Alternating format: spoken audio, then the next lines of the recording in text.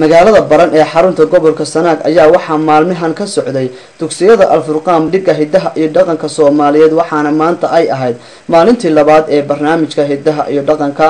xafladan ayaa waxaa qabta sanad kasta iskuulada Al-Furqaan dugsiga sare ee fasalka 3aad furfurasho ka bacdi iyo akhrin aayadaha Qur'aanka waxaa si toos ah u bilaamatay bandhigii hadaba ku soo dhawaada qaar ka mid ah muuqaaladii madasha ka dhacay.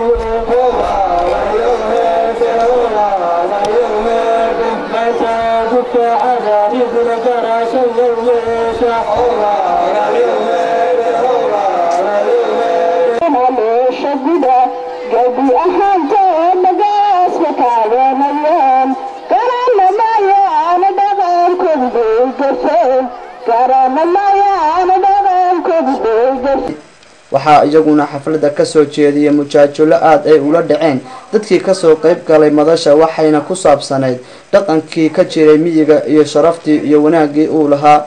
madashan ayaa waxaa ka hadlay dad aad u tiro badan waxaana ka mid ahaa maamule ku-xigeenka dugsiga sare ee Al-Nuur Axmed Cabdi Jaamac Kuluc.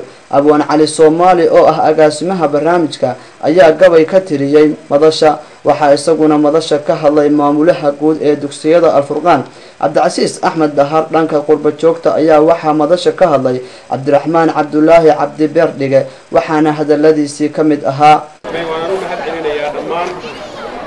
maamulka dadweynaha ardayda dhammaan aad u salaamatiin arrintan waa arrin aad xusuusinaysa waxaan hore u ilowday. waxaan u malaynayaa waxay ugu dambaysay inaan alaabtan arko 1972 waa waqti aad u dheer marka waxaynu isku xidhnay miyigii iyo magaaladii.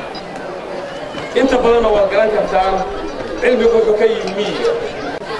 maan filayn xaflad intan la-eg inaan la kulmaayo qurbahan muddo ku maqnaan marka waxaan filayaa dee kolley dad aad u wanaagsan oo ruuxi ka muuqata baa tihi.